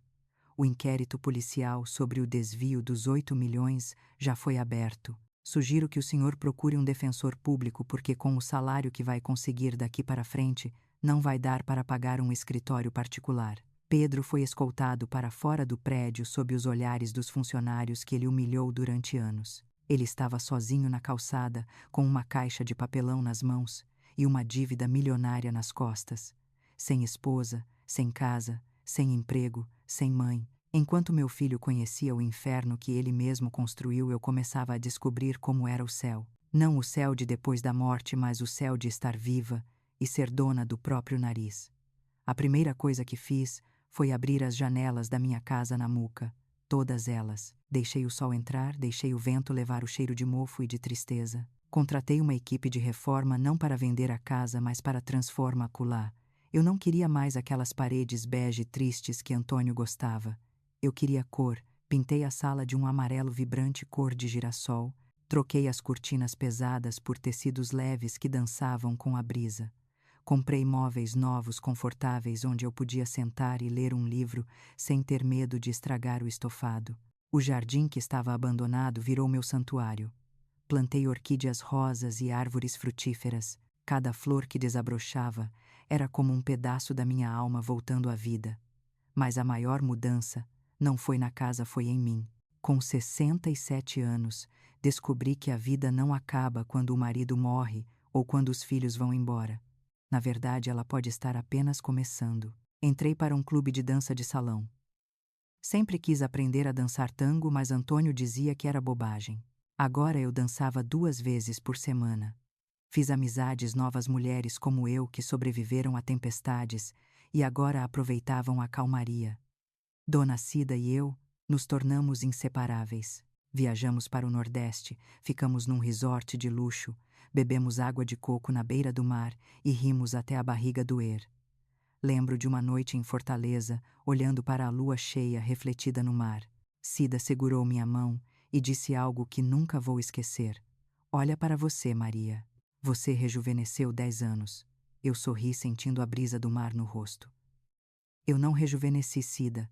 Eu apenas tirei um peso de 100 quilos das costas. O peso de tentar agradar quem nunca me valorizou. E Pedro, bem, as notícias chegavam. São Paulo é uma cidade grande, mas o mundo dá voltas pequenas. Soube que ele teve que vender o carro importado para pagar advogados e dívidas de jogo que os agiotas começaram a cobrar. Soube que ele foi despejado do apartamento de luxo e teve que alugar uma kitnet num bairro perigoso na periferia, um lugar úmido e barulhento muito pior do que a casa que ele desprezava. Soube também que ele conseguiu um emprego. Não como diretor, não como gerente. Ele estava trabalhando como estoquista num supermercado de bairro, carregando caixas pesadas o dia inteiro, ganhando um salário mínimo. A ironia era poética. As mãos que antes só assinavam cheques agora estavam calejadas de trabalho duro. O homem que ria dos meus 15 mil reais agora contava moedas para pagar o aluguel. Às vezes à noite eu pensava nele. O coração de mãe apertava, não vou mentir. Dava vontade de ir lá, resgatar, trazer de volta, dar banho e comida quente. Mas então eu lembrava do riso dele no escritório. Lembrava da ameaça de me internar. Lembrava da Vanessa me chamando de lixo. E eu me segurava. Ele precisava daquilo. Ele precisava saber o valor do dinheiro, o valor do trabalho e principalmente o valor das pessoas. Se eu o ajudasse agora, eu estaria roubando dele a única chance que ele tinha de se tornar um ser humano decente. A dor era a professora que eu nunca tive coragem de ser. 6 meses se passaram. Minha vida estava plena. Eu acordava cedo não para servir café para maridos ingratos ou filhos mimados, mas para cuidar das minhas plantas e fazer minha yoga. Eu gerenciava a empresa de longe com a ajuda do Dr. Almeida e de uma equipe competente, garantindo que o legado de Antônio não fosse destruído. Eu estava feliz, de verdade.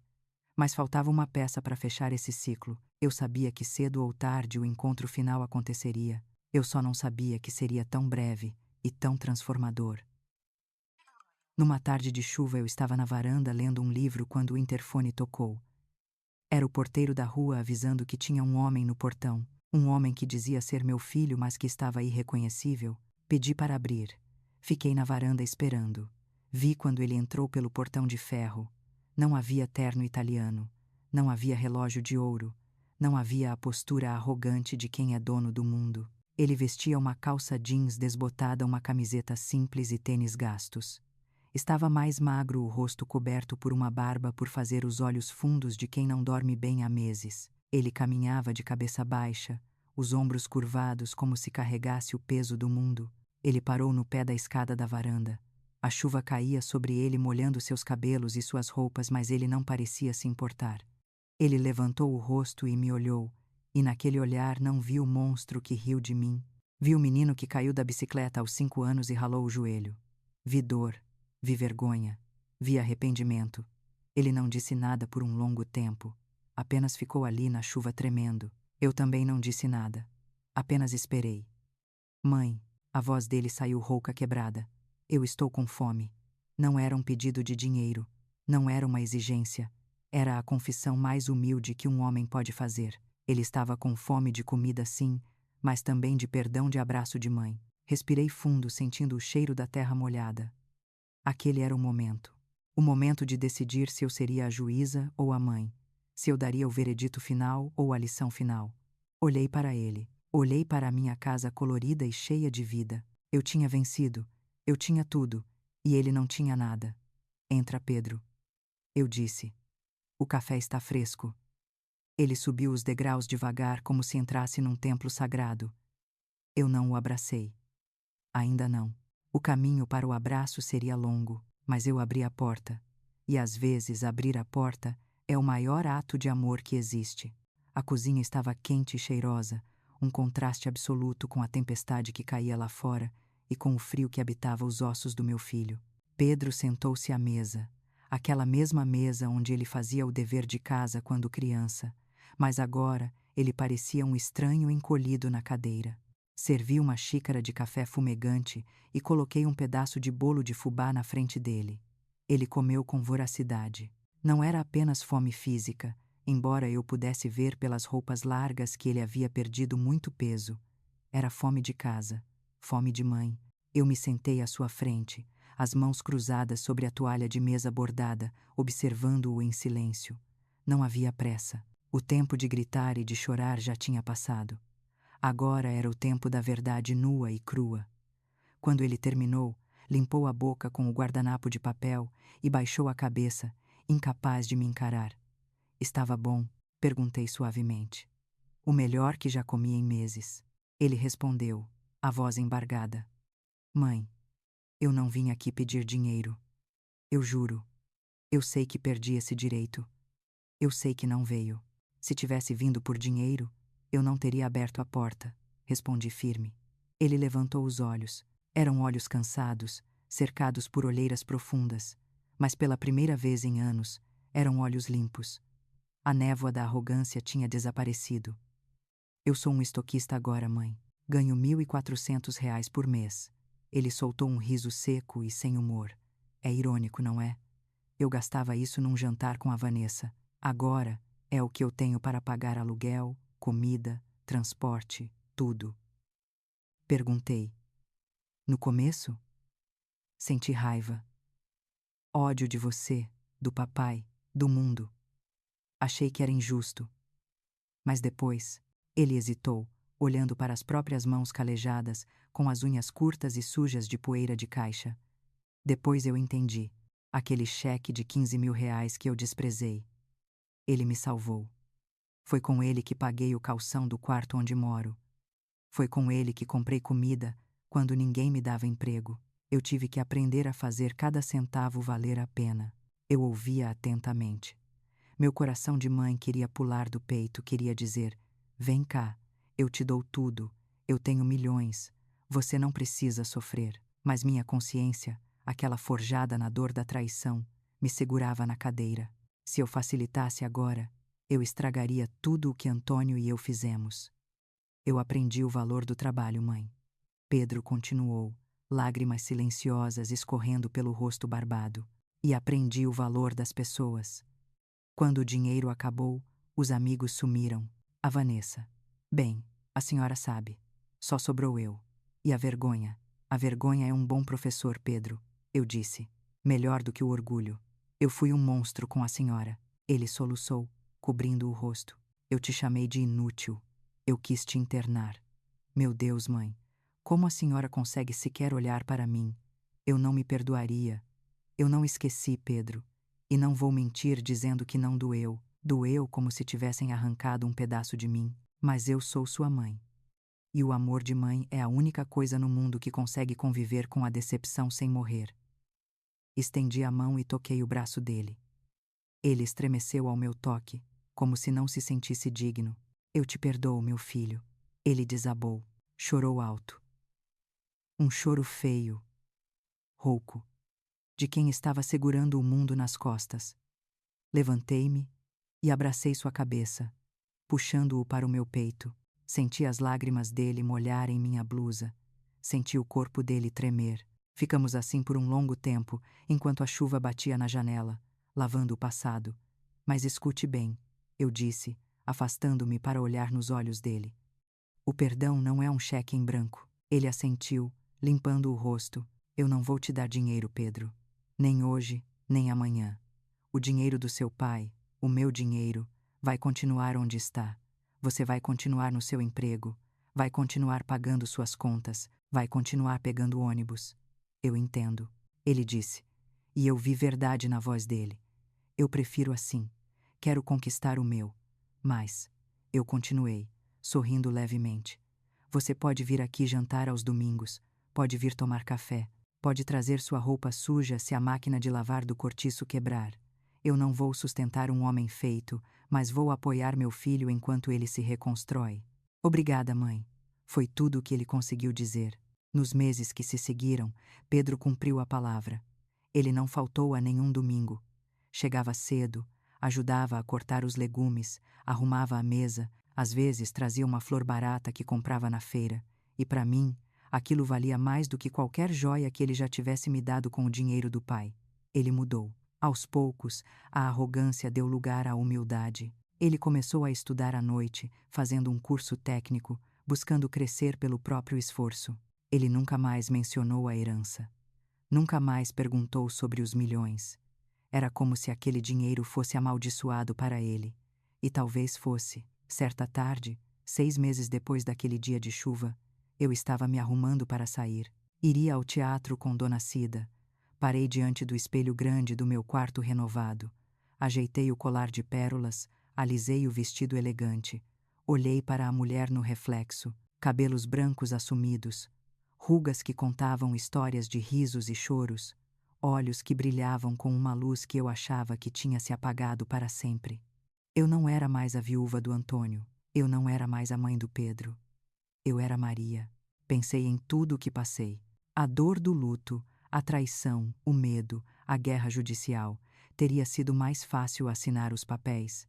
Teria sido mais fácil ir para o asilo e deixar eles levarem tudo. Talvez. Mas eu teria perdido a única coisa que ninguém pode nos dar ou tirar, a não ser nós mesmos: a dignidade. Antônio foi sábio em me deixar o dinheiro, mas a verdadeira herança não foram os 160 milhões. A verdadeira herança foi a oportunidade de descobrir minha própria força, de ensinar ao meu filho que o respeito é a moeda mais valiosa do mundo. Ouvi a buzina de Dona Cida lá fora. Peguei minha bolsa e caminhei até a porta. Antes de sair, olhei para a foto de Antônio sobre o aparador. Ele parecia estar piscando para mim. Nós conseguimos, velho, sussurrei. Nós salvamos o menino, e você me salvou. Saí para a rua, sentindo o sol no rosto. A vida, aos 67 anos, estava apenas começando, e ela era finalmente minha. Se essa história tocou o seu coração, se você acredita que nunca é tarde para exigir respeito e que a verdadeira riqueza é a dignidade, por favor, deixe o seu like, compartilhe esse vídeo com alguém que precisa ouvir essa mensagem. E não se esqueça de se inscrever no canal. Aqui, a gente conta histórias reais, de gente como a gente, que aprende a transformar a dor em força. Um beijo grande, fiquem com Deus e até a próxima. 1 ano. Passou-se exatamente 1 ano desde o dia em que o Dr. Almeida leu a segunda página daquele testamento e mudou nossas vidas para sempre. Dizem que o mundo dá voltas, mas eu prefiro dizer que o mundo capota. Quem estava por cima caiu, e quem foi humilhado foi exaltado. Não por milagre, mas pela força da verdade. Hoje acordei cedo não com o peso do luto, mas com a leveza de quem tem um propósito. Vesti meu terninho de linho branco, peguei a chave do meu carro novo, um SUV confortável, que comprei com meu próprio dinheiro, e dirigi até a sede da empresa. Sim, a empresa que o Antônio construiu e que o Pedro quase destruiu. Muitos acharam que eu venderia tudo, que uma senhora de 68 anos não teria energia para comandar um império de 160 milhões. Eles estavam enganados. Com a ajuda do Dr. Almeida e de uma equipe de gestores honestos, eu não só mantive a empresa de pé, como a fiz crescer. Descobri que tenho talento para os negócios. Aquela intuição que eu usava para economizar nas compras do mercado serviu muito bem para negociar contratos milionários. A diferença é apenas a quantidade de zeros. Quando cheguei ao escritório, os funcionários me cumprimentaram com sorrisos genuínos. Não aquele medo que tinham do Pedro, mas respeito. Eu conheço o nome de cada um deles. Pergunto sobre suas famílias. Trouxe humanidade para aquele prédio de vidro e concreto. Mas o ponto alto do meu dia não foi a reunião de diretoria. Foi o almoço. Marquei de encontrar o Pedro num restaurante simples no centro, perto de onde ele trabalha. Quando cheguei, ele já estava lá sentado numa mesa de canto, usando o uniforme da loja de materiais de construção, onde é gerente de estoque. Sim, ele foi promovido. De estoquista para gerente em 1 ano. Não é um cargo de diretoria, não paga milhões, mas é dele. Ele conquistou chegando no horário, organizando o depósito, liderando a equipe com humildade. Oi, mãe. Ele se levantou para me beijar. O rosto dele estava mais cheio, a barba bem feita, o olhar tranquilo. Ele parecia 10 anos mais jovem do que na época em que vivia tentando impressionar a sociedade. Oi, meu filho. Sentei-me à frente dele. Pedi um prato feito arroz, feijão, bife e batata frita. A comida de verdade que a gente comia antes da riqueza subir a cabeça. Tenho uma novidade. Pedro disse com um sorriso tímido, tirando um papel do bolso. Terminei de pagar a última parcela da minha dívida com o banco. Foram 12 meses comendo miojo e andando a pé, mas limpei meu nome. Peguei o comprovante da mão dele. Senti um orgulho que não sentia há décadas. Não era orgulho de ver meu filho rico. Era orgulho de ver meu filho honrado.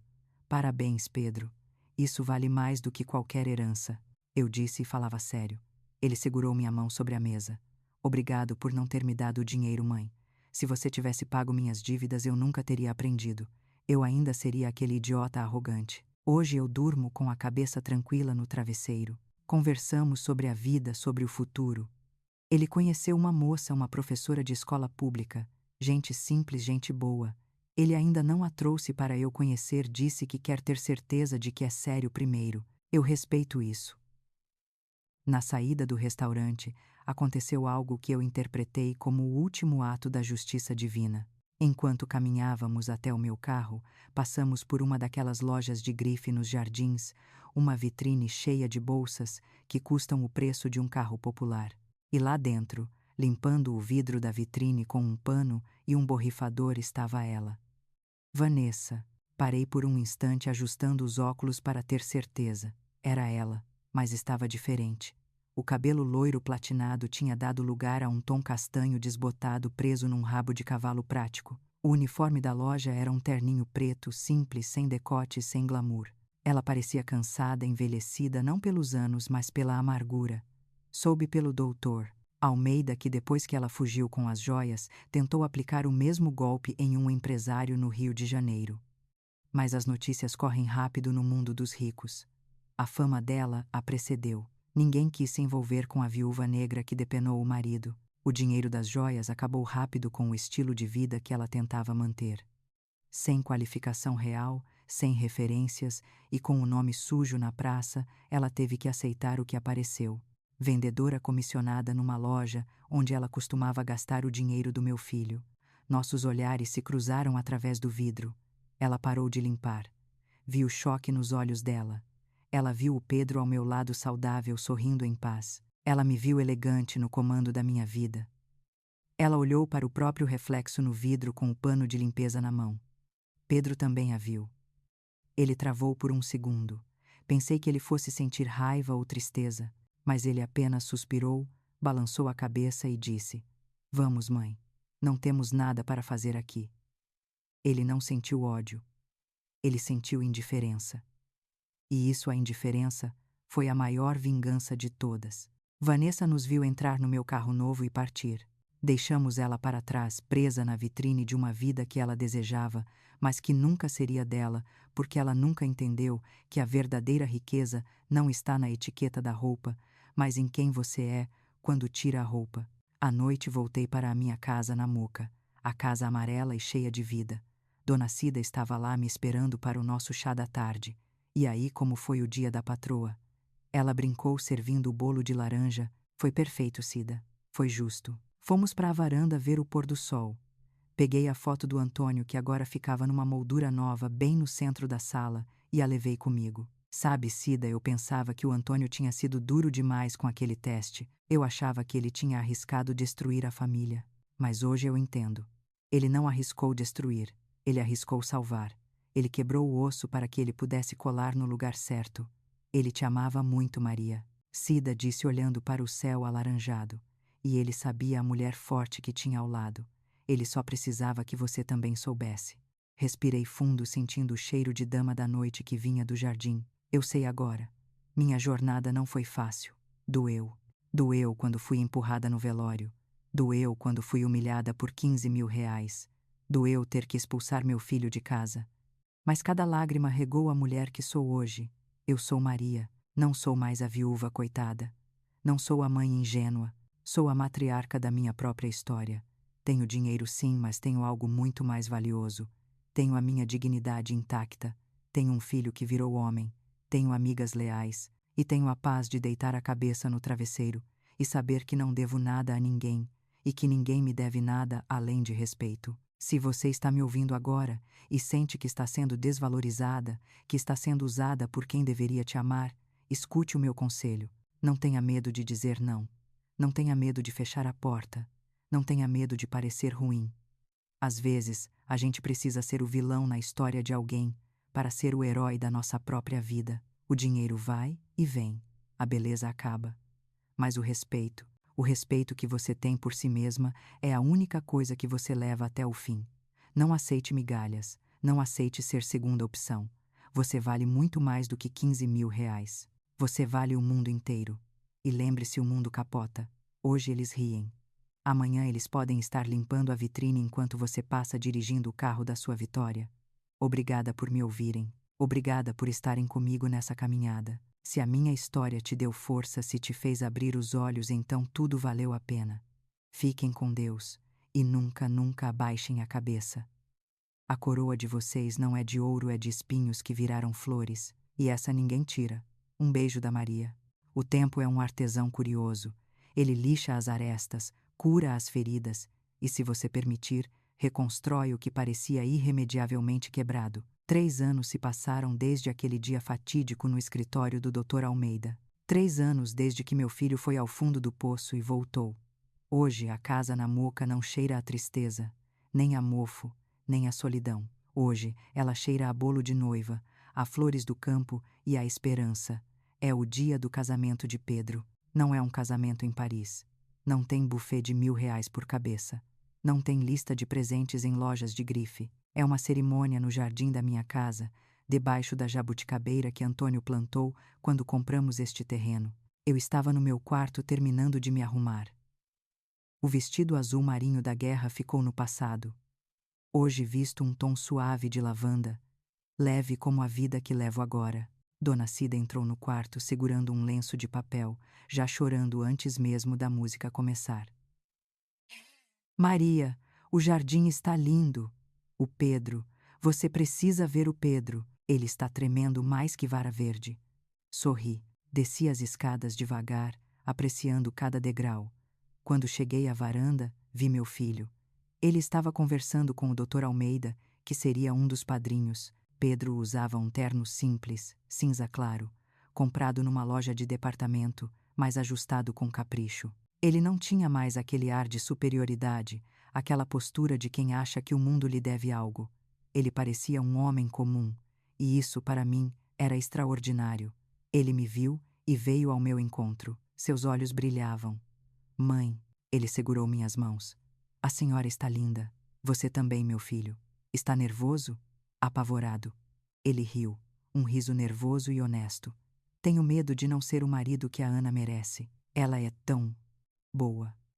A Ana, uma professora de história que ele conheceu na fila do banco quando foi renegociar uma dívida antiga. Uma mulher que não perguntou quanto ele tinha na conta, mas sim que livro ele estava lendo. Uma mulher que sabia da nossa história, dos erros dele, e escolheu amar quem ele se tornou, não quem ele fingia ser. Você vai ser um bom marido, Pedro, eu disse, ajeitando a gravata dele, porque agora você sabe que o amor não é um negócio. O amor é construção. A cerimônia começou. Foi simples, emocionante. Quando Pedro disse sim, não foi para garantir uma herança, foi para garantir uma companheira.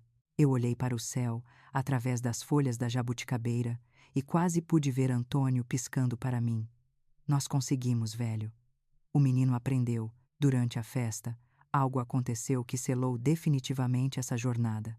Eu estava sentada numa mesa, observando os convidados, amigos verdadeiros, funcionários da loja onde Pedro trabalhava, colegas da escola da Ana. Nada daquela elite falsa que frequentava a nossa casa antigamente. Pedro se aproximou, segurando 2 taças de espumante barato, mas gelado. Ele se sentou ao meu lado. Mãe, eu tenho algo para te entregar. Ele tirou um envelope do bolso, meu coração falhou por um segundo. Envelopes sempre traziam más notícias na nossa história recente. mas ele sorriu. Abra. Abri. Era um documento bancário, um comprovante de depósito. O que é isso, Pedro? É o dinheiro dos 15.000 reais, ele disse. Mais juros, mais correção, e mais um pouco que eu juntei. Olhei para ele, sem entender. Mãe, aquele dinheiro me salvou quando eu não tinha nada. Mas agora eu tenho o meu salário. A Ana e eu juntamos nossas economias. Vamos alugar uma casinha pequena na Vila Prudente. E eu queria devolver isso para a senhora. Não como pagamento, mas como prova. Prova de quê? De que eu não preciso mais do dinheiro do papai para ser alguém, de que eu sou capaz de andar com as minhas próprias pernas. Esse dinheiro, ele foi a semente da minha mudança. Mas agora eu quero que ele volte para a senhora, para usar na sua empresa, ou para viajar com a dona Cida, ou para comprar mais orquídeas. É seu. Senti as lágrimas escorrerem, mas dessa vez eu não as segurei. Você não precisa devolver, filho. Era seu. Não, mãe. Ele segurou minha mão com firmeza. Nunca foi meu. Era um teste. E eu demorei para passar. Mas passei. Fique com ele, por favor. É importante para mim. Aceitei o envelope, não pelo valor, mas pelo significado. Aquele papel era o diploma de maturidade do meu filho. Ele tinha rompido o ciclo da dependência e da ganância, e então, como se o destino quisesse dar o toque final, Ana se aproximou. Ela colocou a mão na barriga, num gesto instintivo que toda mãe reconhece. Dona Maria, ou melhor, Vovó Maria. O mundo parou. Vovó, ela sorriu, tímida. Estamos grávidos de 3 meses. Queríamos contar hoje. Vai ser um menino. Pedro sorria de orelha a orelha, chorando e rindo ao mesmo tempo. Um neto. A vida estava se renovando. O sangue de Antônio, o meu sangue, continuaria. Mas dessa vez, essa criança não nasceria num berço de ouro podre. Ela nasceria num lar de verdade, com pais que valorizam o trabalho e o respeito. Vamos chamar ele de Antônio. Pedro disse. Eu desabei. Ali, no meio da festa, abracei meu filho e minha nora, chorando de uma felicidade que eu achava que nunca mais sentiria. O nome do meu marido, o homem que planejou tudo isso, voltaria a viver. Mais tarde, quando a festa acabou e a última luz do jardim foi apagada, sentei-me na varanda com Dona Cida. Estávamos exaustas, mas felizes. Quem diria, hein, Maria? Cida disse, tomando um gole de café, de viúva enganada à avó vitoriosa. A vida é engraçada, Cida. Eu respondi. Às vezes ela precisa te quebrar inteiro para te montar do jeito certo. Olhei para o envelope com o dinheiro que Pedro me devolveu. Amanhã, eu doaria tudo para um orfanato. Eu não precisava daquilo. Eu tinha 160 milhões, é verdade. Mas naquele momento, olhando para a lua cheia, eu sabia que minha verdadeira fortuna não estava no banco. Minha fortuna estava dormindo na casa alugada na Vila Prudente, sonhando com o filho que ia chegar. Minha fortuna estava na lealdade da amiga sentada ao meu lado. Minha fortuna estava na mulher que eu via quando me olhava no espelho. Eu venci. Não a Vanessa, não a ganância, não o mundo. Eu venci o medo. E para você que me ouviu até aqui, eu deixo meu último conselho de mãe, de avó, de mulher. O dinheiro constrói casas, mas só o caráter constrói lares. Não tenha medo de impor limites. Não tenha medo de dizer não. Não tenha medo de parecer dura, porque o amor de verdade, ele aguenta a verdade. Ele sobrevive aos nãos. O que não sobrevive é o interesse. Proteja o que é seu, sua história, sua dignidade, seu coração. E se um dia a vida te derrubar, lembre-se da Maria. Lembre-se que existe uma segunda página no testamento da vida, e nela pode estar escrito o seu final feliz. Fiquem com Deus. Valorizem quem está do seu lado na chuva, porque no sol a praia fica cheia. Um beijo da Maria, a mulher mais rica do mundo. Não pelos milhões, mas pelo que o dinheiro não pode comprar.